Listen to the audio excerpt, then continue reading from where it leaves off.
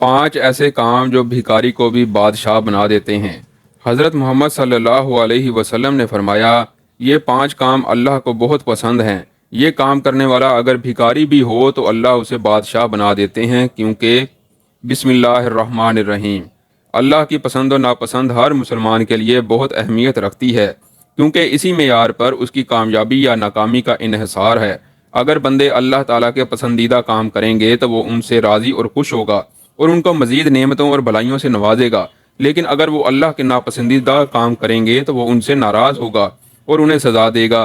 पहली सूरत में बंदों के लिए कामयाबी और फलाह है और दूसरी सूरत में उनके लिए नाकामी और खसारा है।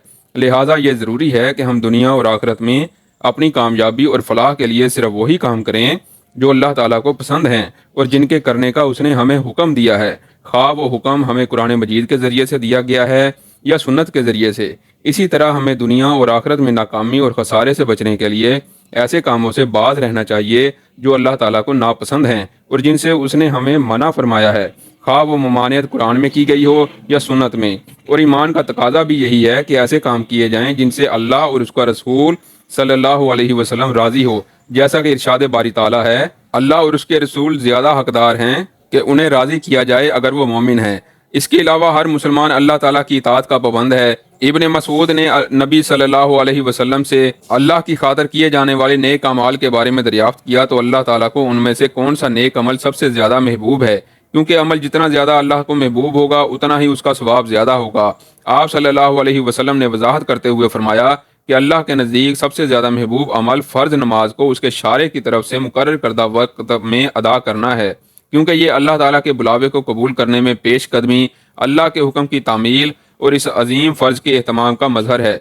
इब्ने मसूद रज़ी अल्लाह ताला अन्हो के नेकी में रग़बत रखने की वजह से उन्होंने इस पर इक्तफ़ा ना किया, बल्कि आप सल्लल्लाहु अलैहि वसल्लम से अल्लाह के पसंदीदा आमाल में से दूसरे दर्जे के बारे में पूछा तो आपने फरमाया कि वालिदैन की फरमाबरदारी करना। पहला नेक अमल महज अल्लाह का हक है, जबकि दूसरा महज वालिदैन का हक है, और वालिदैन के हक का दर्जा अल्लाह के हक के बाद आता है। बल्कि अल्लाह ने तो इसे इतनी अहमियत दी है कि कुरान करीम के कई मकामात पर अल्लाह ताला वालिदैन के हक और उनके साथ हुस्न सलूक को अपनी तौहीद के साथ मिलाकर जिक्र किया है, क्योंकि आपके वजूद का सबब होने, आपकी तरबियत और परवरिश और आप पर शफकत और मेहरबानी करने की वजह से वालिदैन का ये हक वाजिब है। इब्ने मसूद रज़ी अल्लाह ताला अन्हु ने नबी सल्लल्लाहु अलैहि वसल्लम से मजीद सवाल किया, जो खैर की बात बताने में बुखल नहीं करते, कि अहम तरीन नेक अमाल के इस सिलसिले में इसके बाद वाला दर्जा किस नेक अमल का है। आप सल्लल्लाहु अलैहि वसल्लम ने फरमाया, अल्लाह की राह में जिहाद करना। इसको छोड़ देने में इस्लाम का नुकसान है। मुसलमान ज़वालो इन्हतात का शिकार होते हैं, उनकी इज्जत जाती रहती है, उनका इक़्तिदार छिन जाता है। जहाद फी सबीलिल्लाह हर मुसलमान पर ताकीद के साथ फ़र्ज है। बस जिसने जहाद ना किया और ना ही उसके दिल में जज्बा जहाद पैदा हुआ, गोया वो निफाक की एक शाख पर मरा। नाजरीन, आज की इस वीडियो में हम आपको बताएंगे गरीबों को बादशाह बना देने वाले 5 काम। इंसान अपनी ज़िंदगी में जो काम पसंद करता है उसे बड़े शौक से सर अंजाम देता है। जो काम पसंद करता है उसे बड़ी ही दिलचस्पी से अंजाम देता है। लेकिन कई काम ऐसे भी होते हैं जो इंसान को ज़वाल की तरफ ले जाते हैं, जबकि कुछ काम ऐसे भी होते हैं जो इंसान को अरूज की तरफ ले जाते हैं। कुछ काम ऐसे होते हैं जो इंसान को तंगी की तरफ ले जाते हैं, जबकि कुछ काम ऐसे होते हैं जो इंसान को आसानी की तरफ ले जाते हैं। ऐसे ही हजरत सैयदना शेर खुदा अली अल मुर्तज़ा एक रोज़ अल्लाह के बंदों को दरसे इखलाक दे रहे थे, नबी करीम सल्लल्लाहु अलैहि वसल्लम का पैगाम सुना रहे थे और नसीहत कर रहे थे, खूबसूरत ज़िंदगी गुजारने के तौर तरीके बता रहे थे। अब हजरत अली ने फरमाया, मैंने भिखारियों को बादशाह बनते देखा है, मैंने भिखारियों को अमीर तरीन बनते देखा है, ऐसे अमीर जो सिर्फ दुनिया के अमीर ही नहीं बल्कि मैंने दोनों जहां के अमीर बनते देखा है। उन्होंने दुनिया भी हासिल की है और उन्होंने आखिरत भी हासिल कर ली है। जब मैंने उनसे दोनों की तरक्की की वजह पूछी कि तुम भिखारियों से बादशाह कैसे बने, इतने बड़े अमीर कैसे बने, क्या तुम दुनिया में भी अमीर हो गए और आखिरत में भी अमीर रहोगे? तो उन्होंने कहा, हाँ, क्योंकि हम 5 अमल किया करते थे। हमने 5 अमल ऐसे किए जो कि हम आज भी कर रहे हैं और मरते दम तक करते रहेंगे। उन 5 अमाल ने, इन 5 कामों ने हमें भिखारियों से बादशाह बना दिया। हजरत अली कहते हैं कि मैंने पूछा, हमें भी बताओ वो 5 काम कौन कौन से हैं। मोहतरम नाजरीन, इस वीडियो में आपको अमीरी का एक नुस्खा बताया जा रहा है। 5 काम जो कि आपको दुनिया नहीं बल्कि आखिरत में भी अमीर बना देंगे। अगर आप इस दुनिया में ही नहीं बल्कि अगले जहान यानी आखिरत में भी अमीर तरीन बनना चाहते हैं तो इन 5 कामों पर अमल करना अपनी ज़िंदगी में शुरू कर देना। उन्होंने फरमाया, एक तो हम परिंदों को दाना डाला करते थे। حضور اکرم صلی اللہ علیہ وسلم نے ارشاد فرمایا، جس گھر میں پرندوں کو کھانا ملتا ہو، دانا ملتا ہو یعنی رزق ملتا ہو، وہ گھر کبھی غریب نہیں ہو سکتا، اس گھر میں کبھی بھی رزق کم نہیں ہو سکتا۔ اللہ رب العزت اس گھر کا رزق کم نہیں کرتا جس گھر سے پرندے پلتے ہوں، پرندوں کو دانا ملتا ہو۔ فرمایا، جب پرندے تمہارے گھروں کے اوپر سے گزرتے ہیں اور کوئی پرندہ تمہارے گھر میں آ جائے یا کوئی بھی جانور تمہارے گھر میں آ جائے تو فرمایا کہ ان کے لیے اناج رکھا کرو، دانا ڈالا کرو، اگر بھوکا ہے تو دانا ڈالا کرو، اگر پیاسا ہے تو پانی پلایا کرو۔ اللہ تعالیٰ کو ایک مخلوق کا دوسری مخلوق پر احساس کرنے کا عمل بہت ہی زیادہ پسند ہے۔ اللہ کو یہ عمل اتنا پسند آتا ہے کہ اللہ فرشتوں میں بیٹھ کر مسکراتا ہے جب ایک مخلوق دوسری مخلوق پر احساس کرتی ہے۔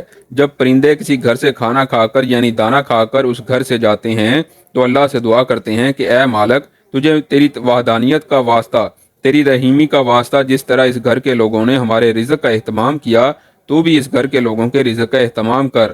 تو یوں اللہ رب العزت اپنی برکت کے تمام دروازے اس گھر کی طرف کر دیتا ہے جس گھر میں پرندوں کو کھانا ملتا ہے، جانوروں کو کھانا ملتا ہے۔ حضرت امام باقر رضی اللہ تعالی عنہ کے صاحبزادے حضرت امام جعفر صادق رضی اللہ تعالی عنہ فرماتے ہیں کہ جو انسان صبح اٹھتے ہی ایک عمل کرتا ہے، اللہ رب العزت 3 فرشتے اس کے ساتھ لگا دیتا ہے، یعنی 3 فرشتوں کی ڈیوٹی لگ جاتی ہے۔ وہ صبح، دوپہر اور شام اس کے ساتھ ہی رہتے ہیں۔ تو ان فرشتوں کا کام کیا ہوتا ہے؟ پہلا فرشتہ اس انسان کی عزت بڑھانے کے اسباب پیدا کرتا ہے، دوسرا فرشتہ اس کے رزق بڑھانے کے اسباب پیدا کرتا ہے، اور تیسرا فرشتہ اسے مصیبتوں سے بچنے کے اسباب پیدا کرتا ہے۔ پوچھا گیا کہ حضرت آخر وہ نیک عمل کون سا ہے، کون سا اتنے فائدے مند عمل ہے؟ تو حضرت امام جعفر صادق نے فرمایا، وہ ہے پرندوں کو دانا ڈالنا۔ جو شخص صبح سویرے اٹھ کر دوسری مخلوق کو کھانا دیتا ہے، اللہ تعالیٰ اس پر 3 فرشتوں کی ڈیوٹی لگا دیتا ہے۔ اس کے بعد حضرت علی رضی اللہ تعالیٰ عنہ نے فرمایا، اس شخص نے کہا کہ ان کا دوسرا عمل یعنی دوسرا کام جو وہ کرتے ہیں وہ یہ تھا کہ وہ غریبوں کی مدد کیا کرتے تھے۔ جو شخص غریبوں کی مدد کرتا ہے وہ زندگی میں کبھی بھی غریب نہیں ہوتا۔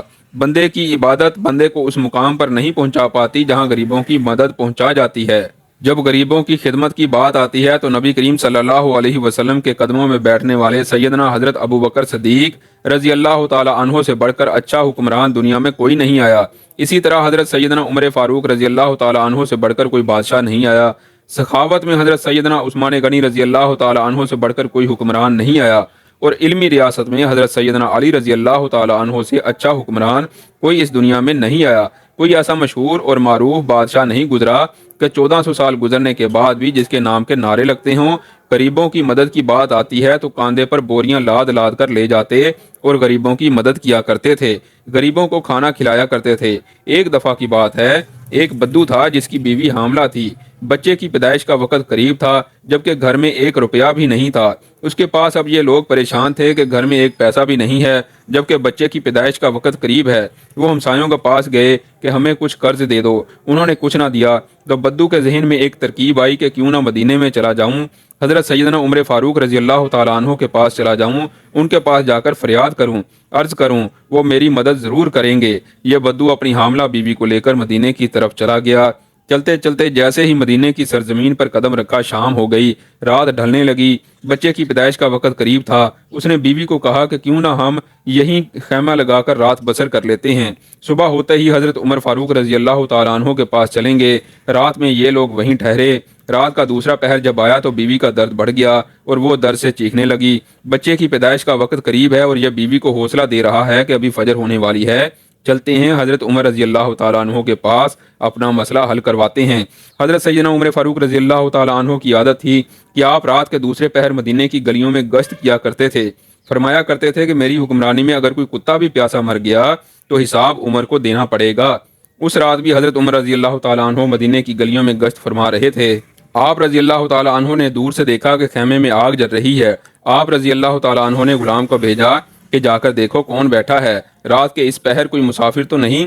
غلام اس کے پاس گیا، اس نے کہا کہ میری بیوی حاملہ ہے، مجھے مدد کی ضرورت ہے۔ غلام نے واپس آ کر حضرت عمر فاروق رضی اللہ تعالیٰ عنہ کو ساری بات بتائی۔ اللہ اکبر! حضرت سیدنا عمر فاروق رضی اللہ تعالیٰ عنہ دوڑ کر گئے، اپنی بیوی کو اٹھایا، کہا اٹھو، اگر تمہیں ثواب مل رہا ہو تو تم لینا چاہو گی، اگر تمہیں نیکیاں مل رہی ہوں تو تم لینا چاہو گی؟ تو آپ رضی اللہ تعالیٰ عنہ کی بیوی نے کہا کیوں نہیں حضرت؟ پھر آپ رضی اللہ تعالیٰ عنہ نے فرمایا اٹھو، میرے یار کی بیوی درد میں مبتلا ہے، میرے یار کی بیوی تکلیف میں مبتلا ہے اور تھوڑی دیر میں بچے کی پیدائش کا وقت آنے والا ہے، اٹھو اور تھوڑی دیر کے لیے دائی بن جاؤ۔ اس نے ضرورت کا سارا سامان اٹھایا اور سیدنا حضرت عمر فاروق رضی اللہ تعالیٰ عنہ سے کہنے لگی کہ آپ تھوڑی سی لکڑیاں کاندھے پر اٹھا لیں۔ حضرت عمر نے لکڑیاں کاندھے پر اٹھائیں اور اپنی بیوی کے ساتھ خیمے کی طرف گئے۔ آپ کی محترمہ خیمے کے اندر چلی گئیں جہاں عورت چیخ رہی تھی، اور حضرت عمر فاروق رضی اللہ تعالیٰ عنہ باہر اس بدو کے سامنے ہاتھ باندھ کر کھڑے ہو گئے۔ بدو نے سمجھا کہ یہ کوئی غلام ہے اور اس غلام کی بیوی دائی ہے، پر یہ اس کا شوہر ہے اور یہاں کا غلام ہے۔ اس نے حکم چلانا شروع کر دیا اور چلانا شروع کر دیا، جلدی جاؤ اور لکڑیاں لے کر آؤ۔ آپ رضی اللہ تعالیٰ عنہ دوڑ کر جاتے اور لکڑیاں لے کر آتے، جلدی کرو آگ لگاؤ۔ آپ آگ جلاتے اور پھونک مارتے۔ ناظرین، اس نے حضرت عمر فاروق رضی اللہ تعالیٰ عنہ کے ساتھ نوکروں جیسا سلوک کرنا شروع کر دیا۔ وہ نادان یہ نہیں جانتا تھا کہ جس کے سامنے جو شخصیت کھڑی ہے وہ شخصیت کوئی اور نہیں بلکہ خود حضرت عمر فاروق رضی اللہ تعالیٰ عنہ ہیں۔ پھر ایک دم سے خیمے کے اندر سے آواز آئی، یا امیر المومنین۔ یہ آواز آپ رضی اللہ تعالیٰ عنہ کی زوجہ کی تھی۔ آپ رضی اللہ تعالیٰ عنہ کی زوجہ محترمہ نے کہا، آپ کو مبارک ہو، آپ کے یار کے گھر اللہ رب العزت نے بیٹا نوازا ہے۔ آپ کے دوست، آپ کے بھائی کو اللہ نے بیٹا عطا کیا ہے۔ جیسے ہی بیگم صاحبہ نے آپ رضی اللہ تعالیٰ عنہ کو یا امیر المومنین کہا، بدو کے پاؤں تلے سے زمین نکل گئی۔ سوچا کیا یہی امیر المومنین ہیں، اور فوراً امیر المومنین کے پیروں میں گر گیا اور کہنے لگا، اے امیر المومنین، مجھے معاف کر دیجئے۔ یہ بدبخت آنکھیں نہ پہچان سکی کہ آپ کون ہیں۔ تو امیر المومنین نے اسے اٹھایا اور اپنے سینے سے لگا لیا اور رو رو کر کہنے لگے، اے بدو، تو نہیں جانتا یہ مدینہ ہے، یہ میرے پیارے رسول صلی اللہ علیہ وسلم کا شہر ہے۔ یہاں امیروں کا نہیں غریبوں کا استقبال ہوتا ہے، یہاں غریبوں کو عزت ملتی ہے، یہاں غریبوں کی مدد کی جاتی ہے، اور یہاں تو غریبوں کو بادشاہ بنایا جاتا ہے۔ اسی واقعے سے ہمیں پتہ چلتا ہے کہ غریبوں کی مدد کرنے والا کبھی غریب نہیں ہوتا، غریبوں کی ضرورت کو پورا کرنے والا خود کبھی غریب نہیں ہوتا۔ اس لیے وہ لوگ کہتے تھے ہمارے امیر بننے کی سب سے بڑی وجہ غریبوں کی مدد کرنا ہے۔ تیسرا کام تھا کہ وہ اپنی اولادوں کو حلال لقمہ کھلایا کرتے تھے، اور چوتھا کام وہ اپنے والدین کی خدمت کیا کرتے تھے، اور پانچواں کام وہ کبھی نماز میں سستی نہیں کرتے تھے۔ ان لوگوں نے یہ بھی کہا تھا کہ ہم لوگ آج بھی ان پانچوں باتوں کا دامن پکڑے ہوئے ہیں، بس اسی وجہ سے ہم دن بدن اور بلندی کی طرف جا رہے ہیں۔ ہم نے صرف دنیا میں ہی نہیں ترقی کی بلکہ ہم آخرت کے لیے بھی یہ کام کر رہے ہیں۔ اللہ رب العزت سے دعا ہے کہ اللہ ہم سب کو بھی ان پانچوں کام پر عمل کرنے کی توفیق عطا فرمائے اور اپنے بندوں کی ان فہرست میں شامل فرمائے جن پر اللہ کا انعام ہوا ہے، آمین۔ ناظرین، کمنٹ باکس میں اللہ کے 99 ناموں میں سے ایک نام ضرور ٹائپ کریں، شکریہ۔